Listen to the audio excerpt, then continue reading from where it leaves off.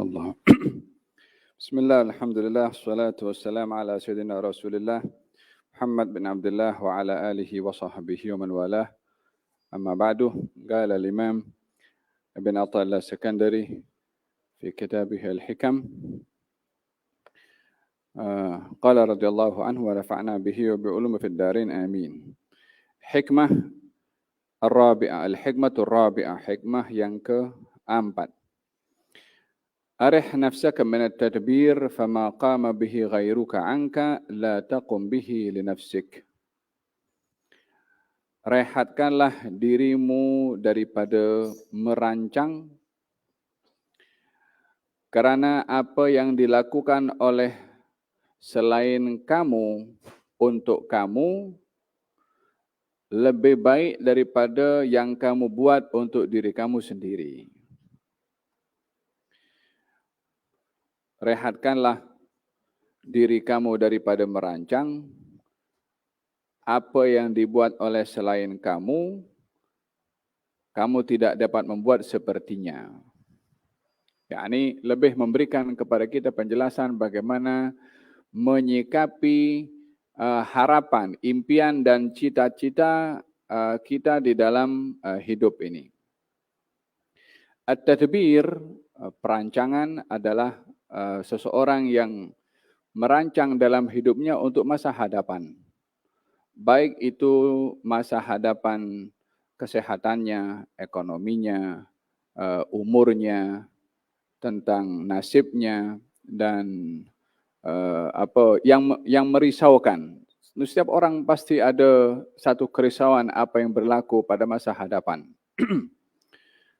Sehingga banyak yang di dalam perancangannya atau di dalam hidup ini yang sudah merancang masa tua apa-apa terbuat, ya kan? Kalau sakit macam mana, kalau sudah pensiun macam mana, masa depan anak-anak macam mana, masa depan cucu macam mana. So, memikir, merancang apa yang akan berlaku di masa hadapan.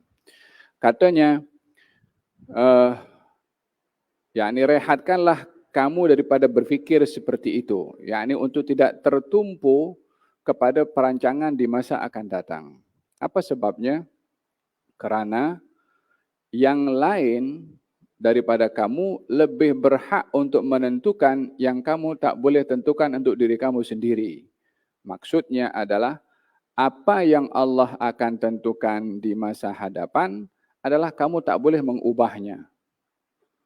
Apa yang Allah tentukan di masa hadapan ke atas apa yang kamu rancangkan, yang Allah tentukan tak akan bertukar kepada perancangan kamu. Hal ini merujuk kepada orang yang meletakkan ketergantungan nasibnya di masa hadapan kepada perancangan. Orang yang meletakkan jaminan masa hadapan yang berlaku kepada dirinya pada perancangannya. Inilah yang tidak diperbolehkan dan ini adalah minat ta'ab, katanya akan menyusahkan seseorang, tension, karena memikirkan sesuatu yang akan berlaku kepadanya di masa hadapan yang dia tak boleh nak tentukan untuk dirinya pun. Yang Allah tentukan untuk dia di masa hadapan lebih baik daripada apa yang ia inginkan untuk dirinya di masa hadapan. Yang Allah tentukan untuk dirinya di masa hadapan, tidak mungkinlah seseorang itu mengubah apa yang Allah tentukan untuk dirinya sendiri. Abdi anta turid wa ana urid. Idza sallamtani ma turidu lima urid fa ana akunu fima turid. Wa in a'radta anni amma uridu ila ma turid fala yakunu illa ma urid. Hambaku, kamu berkeinginan sesuatu, aku pun juga berkeinginan. Kalau kamu serahkan keinginanmu pada keinginanku, aku penuhi keinginanmu. Kalau kamu berpaling daripada keinginanku kepada keinginanmu, tiada akan berlaku kecuali keinginanku, yakni Allah Subhanahu wa taala.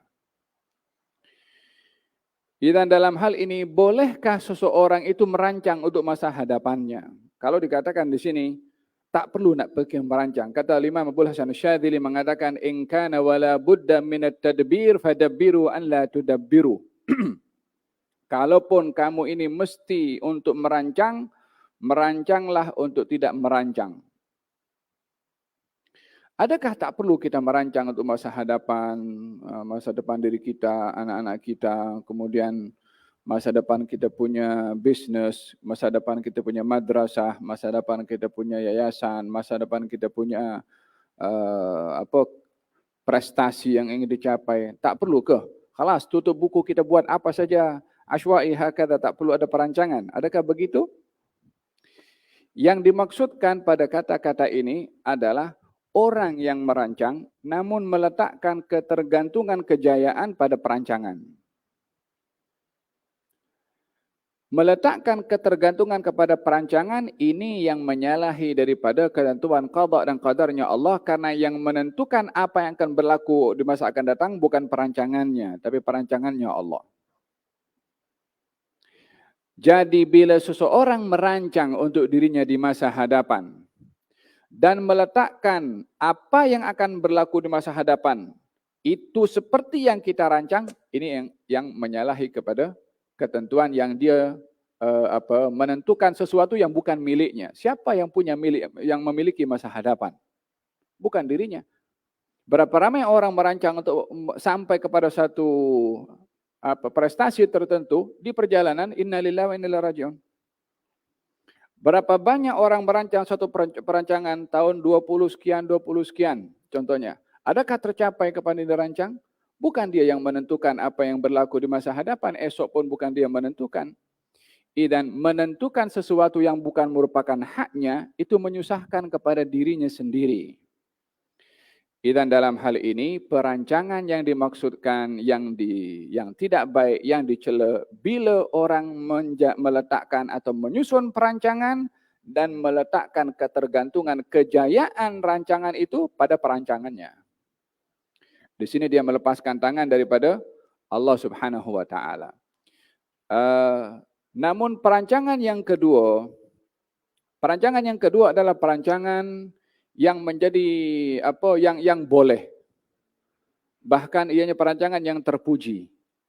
Bila seseorang merancang untuk masa hadapannya, tapi dia tidak meletakkan ketergantungan kepada perancangan. Dia lebih bergantung kepada Allah walaupun merancang. Untuk kalau saya sudah tua atau masa hadapan, kalau sudah pensiun atau kalau saya sudah berusia sekian saya nak buat ini, saya merancang tahun 20 sekian saya nak membuat satu Islamic village. Contohnya lah, meletakkan apa saja perancangan-perancangan yang dia ingin rancang. Kalau di dalam perancangannya dia meletakkan ketergantungannya kepada Allah, ini perancangan yang terpuji. Apa buktinya? Buktinya dia tidak akan bergantung kepada kekuatannya, dan kalau tidak tercapai apa yang dirancang, dia tak berubah hatinya. Tapi kalau dia merasa gagal ketika tidak mencapai apa yang dirancang, di sini dia tipu kepada diri sendiri, kononnya bergantung kepada Allah, tapi hakikatnya bergantung kepada perancangannya. Saya beri contoh pada pertemuan yang lalu, masa baginda Rasulullah pergi ke umrah daripada Madinah pergi ke Mekah. Sudah siap semua. Bahkan sampai ke Hudaybiyah, tinggal sikit lagi masuk. Nabi sudah rancang, sudah keluar, sudah dekat pun. Berlaku di luar apa yang dirancang oleh Nabi. Tak boleh masuk. Nabi kata, jom patah balik. Di sini Nabi ketika merancang dan yang berlaku di luar yang dirancang oleh Nabi, Nabi tak berubah hatinya. Tidak ada perasaan menyesal, tidak ada perasaan kesal, tidak ada perasaan tidak puas hati. Disebabkan apa? Sebabkan beliau sudah merancang, yang dirancang dilaksanakan, ketika tak tercapai apa yang dirancang dan Nabi tidak berubah sebab tidak bergantung kepada perancangan. Tetapi kalau dalam hati, kenapa tak boleh masuk? Aku sudah keluar, tinggal sikit lagi. Di sini dia bergantung dengan perancangannya. Dan dengan demikian kesimpulannya, merancanglah perancangan sebaik mungkin. Tapi janganlah bergantung kepada perancangan. supaya kita tidak diserahkan oleh Allah kepada perancangan kita berbandingkan kepada perancangannya Allah, yang kalau diserahkan kepada perancangan kita dan berlaku di luar apa yang kita rancang, di situ kita akan sedih, di situ kita akan putus asa, di situ kita akan kecewa. Tapi kalau kita serahkan kepada Allah Subhanahu wa taala, apapun keputusannya Allah, kita lapang dada untuk menerimanya. Law tawakkaltum 'ala Allahi haqqa tawakkulihi la razaqakum kama yarzuqut thair yaghdu khimasan wa yaruhu bitana. Kalau kamu betul bertawakal, meletakkan ketergantungan kamu kepada Allah, maka Allah akan beri rezeki kepada kamu umpama Allah beri rezeki kepada seekor burung, keluar daripada sangkarnya dalam keadaan lapar, balik ke sangkarnya dalam keadaan kenyang. Keluar dia mencari, tapi dia tunggu rezeki Allah kasih jumpa di mana? Jumpa rezeki di pokok, di bawah, di mana diambil, dia balik kenyang juga. Meletakkan ketergantungannya hanya kepada Allah Subhanahu wa ta'ala. Wallahu ta'ala alam bissawab. Bab yang berikutnya kita akan bahaskan adalah kata-kata beliau, ijtihaduka fima dhamina laka wa taqsiruka fima talaba minka dalilun ala intimasil basirati minka. Kesungguhan kamu dalam bekerja, berusaha, berbuat ke atas sesuatu yang Allah dah jamin kamu untuk dapat, tapi kita masih bersungguh-sungguh.